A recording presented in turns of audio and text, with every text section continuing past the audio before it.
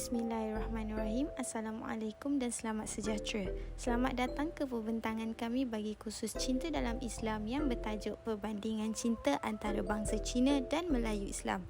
Terlebih dahulu saya akan memperkenalkan ahli kumpulan 8 yang terdiri daripada 5 orang, iaitu Adrian Martley, Yong Zongshen, Alia Izzati, Elina Rabiatul Adawiyah dan Nur Jannah Halias.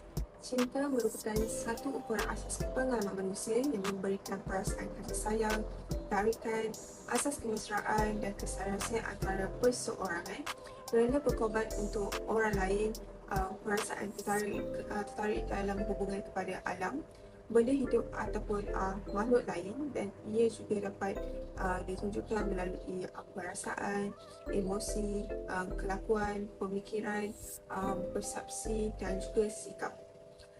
Cinta juga sebenarnya mempengaruhi, mendasari dan juga menentukan pola utama hubungan antara perseorangan dan juga pengenalan diri.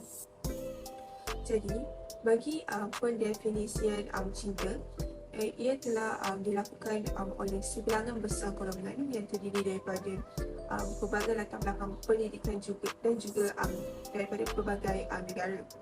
Cinta sebenarnya mempunyai pelbagai maksud. Cinta juga boleh disahihkan melalui tindakan seseorang, dan juga cinta boleh diungkapkan dengan perkataan. Manusia sebenarnya tidak dapat lari daripada perasaan cinta.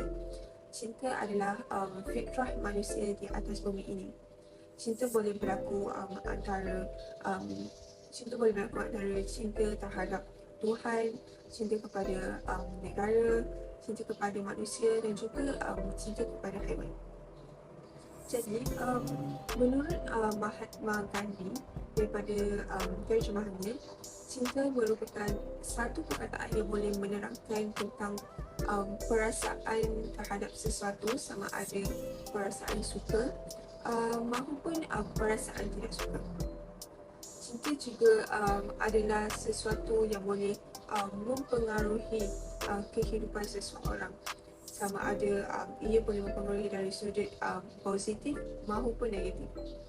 Jadi, dalam kajian ini, pengkaji telah melakukan satu kajian tentang cinta, tetapi cinta yang hanya memfokuskan kepada cinta terhadap bangsa. Okey, yang seterusnya ialah permasalahan kajian. So, kurangnya penghayatan cinta mengikut adat bangsa tersendiri mengakibatkan masalah yang menyerupai diri masing-masing pada masa kini. Kita dapat menyaksikan pada masa kini, bangsa Melayu dan Cina semakin tidak mengendahkan adat bangsa masing-masing dari segi penciptaan.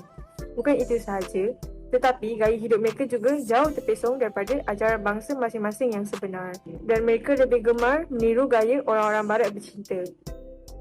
Sama ada kita mahu akui atau tidak, realiti yang terpampang di hadapan kita hari ini mewafarkan bangsa Melayu dan Cina yang jauh berbeza dengan adat bangsa pada zaman dahulu. Bukti yang jelas lagi nyata yang dapat kita lihat adalah pada masa kini, ramai remaja Melayu yang bercinta dan berkapal. Mereka tidak menjaga ikhtilat dan tidak lagi rasa malu dalam diri masing-masing, malah melakukan hal-hal seperti orang yang sudah berkahwin, seperti keluar berdua-duaan dan bersentuhan sama mereka. Sebagai bangsa Melayu dan Cina, kita sewajarnya mengikuti adat bangsa kita yang telah menjadi tradisi turun-temurun sejak zaman nenek moyang kita lagi. Contoh seperti bangsa Melayu, jika kita berkenan dengan seseorang itu, perkara pertama yang perlu dilakukan adalah kita sewajarnya berjumpa dan memberitahu ibu bapanya dahulu dan menyatakan hasrat kita untuk berkenalan dengan anaknya. Jika seseorang perempuan hendak keluar dengan lelaki yang bukan mahramnya, maka perempuan itu harus membawa mahramnya untuk menemaninya. Hal ini kerana ianya tidak manis untuk keluar berdua sedangkan belum mempunyai ikatan yang sah lagi. Seterusnya, barulah ke langkah yang seterusnya, iaitu merisik, bertunang, bernikah dan akhir sekali bersanding. Begitu juga dengan adat bangsa Cina, lelaki seharusnya merisik perempuan untuk mengetahui latar belakang gadis yang dihajati. Hal ini kerana masyarakat Cina mengambil berat tentang nama, keturunan, pribadi, watak dan tingkah laku si gadis. Semasa merisik, mereka dapat mengeratkan hubungan di antara kedua belah keluarga. Perbincangan ketika merisik adalah berkenaan perkara umum, terutama tentang latar belakang keluarga dan asal keturunan. Seterusnya ialah meminang, bertunang dan majlis perkahwinan. Begitulah adat dalam bercinta bagi kedua-dua bangsa Melayu dan Cina, tetapi mereka lebih suka mengikut cara orang Barat dalam cinta, jadi kita mestilah sedaya upaya untuk meneruskan adat mengikut bangsa sendiri. Namun, penyelesaian yang dinamakan tidak mungkin dapat direalisasikan dengan jayanya, melainkan ia dirancang dengan bijak dan teliti, diikuti dengan pelaksanaan yang ikhlas dan dengan segala kesungguhan menurut kaedah-kaedah yang sistematik. Ibu bapa memainkan peranan yang penting agar adat bangsa tidak hilang di muka bumi ini. Kajian mendapati faktor utama pudarnya adat bangsa dalam diri kita adalah kurang pengetahuan tentang adat masing-masing dan lebih rela mengikuti budaya Barat berbanding budaya bangsa sendiri. Jadi, marilah kita pelihara budaya dan adat Islam agar tidak hilang di telan zaman. Seterusnya, persoalan kajian. Kami telah memberi 3 persoalan kajian di mana yang pertama, apakah definisi cinta dari perspektif setiap bangsa? Iaitu dalam kajian ini, bangsa yang terlibat ialah bangsa Melayu dan juga Cina, serta definisi cinta dari perspektif Islam. Yang kedua, persoalan kajian ialah apakah perbezaan cinta antara bangsa Melayu dan juga bangsa Cina dari aspek perkahwinan? Dan terakhir, iaitu yang ketiga, apakah cabaran dalam perkahwinan berbilang bangsa? Objektif kajian pertama ialah mengenal pasti definisi cinta dari perspektif setiap bangsa Melayu dan Cina serta definisi cinta dari perspektif Islam. Objektif kajian seterusnya ialah mengenal pasti perbandingan cinta antara Melayu dan Cina dari aspek perkahwinan. Objektif kajian yang terakhir ialah mengenal pasti cabaran dalam perkahwinan berbilang bangsa. Seterusnya ialah kepentingan kajian.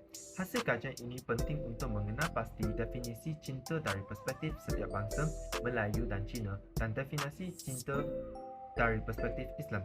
Selain itu, hasil kajian ini turut dapat mengenal pasti perbandingan cinta antara Melayu dan Cina dari aspek perkahwinan. Di samping itu, untuk mengenal pasti cabaran-cabaran dalam perkahwinan berbilang bangsa. Sekiranya kita dapat mengenal pasti cabaran terlebih dahulu, sudah pasti kita dapat mencari jalan penyelesaian untuk mengatasi cabaran tersebut. Oleh yang demikian, hal ini tidak dapat menjadi suatu halangan untuk mana-mana individu yang cuba mempunyai suami atau isteri yang berbeza bangsa. Namun, tidak agama bagi umat Islam. Tidak dapat dinafikan bahawa perkahwinan antara bangsa yang berbeza agak sukar diterima oleh ibu bapa dan saudara mara. Namun, cabaran tersebut dapat diselesaikan sekiranya pasangan tersebut dapat membuktikan kepada ibu bapa bahawa perkahwinan tersebut akan membawa kebahagiaan dan kegembiraan kepada mereka. Dengan ini, ibu bapa yakin bahawa keputusan anak-anak mereka merupakan keputusan yang betul. Oleh itu, kajian ini mampu menyenaraikan perbandingan antara cinta berbilang bangsa justru akan menjadikan lebih ramai lebih yakin walaupun jatuh hati kepada bangsa yang berbeza kerana mereka lebih peka dengan cabaran yang bakal dihadapi dan dapat mencari penyelesaian awal dengan baik. Beberapa batasan kajian, iaitu antaranya ialah kajian ini terbatas pada perbandingan cinta antara dua kaum sahaja, iaitu kaum Melayu dan kaum Cina. Seterusnya, skop kajian ini dapat dilihat melalui definisi cinta antara berbilang bangsa serta dari sudut pandangan Islam. Selain itu, kajian ini juga terbatas dengan hanya menjelaskan perbandingan cinta antara berbilang bangsa dari aspek perkahwinan sahaja. Seterusnya, kajian ini turut menyenaraikan sebarang cabaran yang mungkin dihadapi dalam perkahwinan berbilang bangsa. Oleh itu, selain dari konsep dan juga isu cinta antara berbilang bangsa tidak akan dikaji dalam kajian ini. Terdapat beberapa sorotan kajian yang membincangkan tentang perbandingan cinta antara Cina dan Melayu Islam. Mengenai definisi cinta secara umumnya, ia tidak dilihat kepada perasaan suka dan sayang. Menurut kajian Suzana Muhammad Hussein, Muhammad Suhaimi Muhammad, Sarah Wahidah Muhammad Hafiz, Siu Tzu Chong, Nasaruddin Sufi pada tahun 2012, terdapat pelbagai makna cinta dalam perkahwinan termasuk komponen komitmen iaitu hormat menghormati antara satu dan lain, cinta yang mendapat keredaan Allah dan tolak ansur dalam membuat keputusan, serta intimasi yang dapat diperhatikan melalui perasaan saling memahami keadaan satu sama lain serta kewujudan kasih sayang yang erat. Namun, menurut kepercayaan umat Islam, cinta abadi adalah cinta yang disebatkan terhadap penciptanya iaitu Allah Subhanahu Wa Taala. Hubungan cinta ini turut ditunjukkan melalui ketaatan dan kepercayaan umat Islam terhadap Tuhan yang satu serta berpegang teguh kepada akidah, iman dan tauhid seperti melaksanakan suruhannya iaitu ibadah serta meninggalkan larangannya. Tidak dapat dinafikan juga perasaan cinta antara manusia adalah lumrah selagi tidak melanggar hukumnya. Cinta antara sesama manusia inilah yang mewujudkan kesatuan dan perpaduan walaupun berbeza bangsa bagi membentuk satu masyarakat yang harmoni seperti Malaysia. Pelbagai keserasian dapat diwujudkan meskipun terdapat berlainan pendapat kerana perbezaan inilah yang menjadikan manusia saling melengkapi antara satu sama lain. Sebagaimana firman Allah Subhanahu Wa Taala yang bererti, "Wahai manusia, sesungguhnya kami telah menciptakan kamu sekalian dari seorang laki-laki dan seorang perempuan dan menjadikan kamu sekalian berbangsa-bangsa dan bersuku-suku supaya kamu sekalian saling mengenal. Sesungguhnya orang-orang yang paling mulia di antara kamu sekalian di sisi Allah ialah orang-orang yang paling takwa di antara kamu sekalian. Sesungguhnya Allah Maha mengetahui lagi Maha mengenal." Surah Al-Hujurat ayat 13.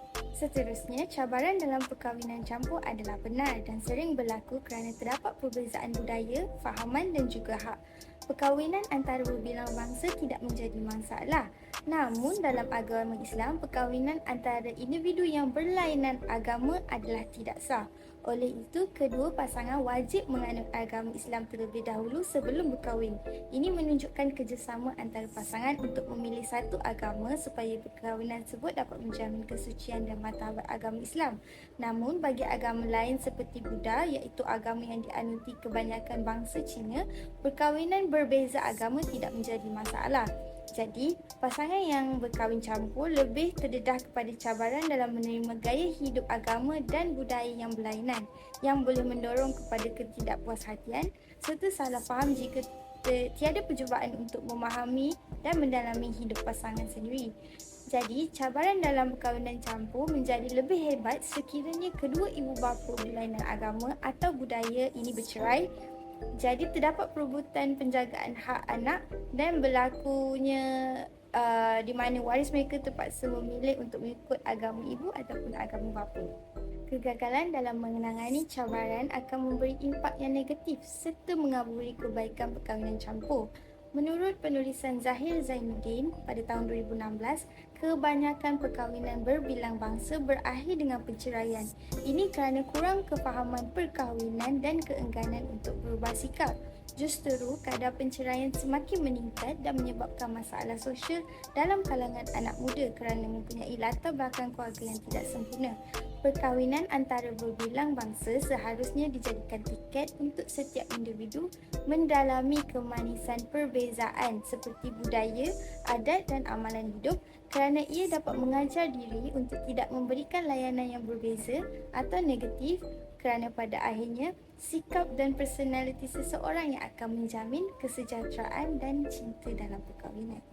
Terdapat 3 kaedah kajian yang kami gunakan untuk menyiapkan kajian ini, iaitu yang pertama, reka bentuk kajian, iaitu kajian ini menggunakan reka bentuk kajian kepustakaan untuk melakukan kajian ini. Seterusnya, yang kedua iaitu tempat kajian. Bagi kajian ini, kami menggunakan sumber-sumber online seperti artikel, jurnal dan juga buku-buku untuk mendapatkan maklumat untuk menyiapkan tugasan ini. Dan yang terakhir iaitu yang ketiga, iaitu dengan menganalisis data.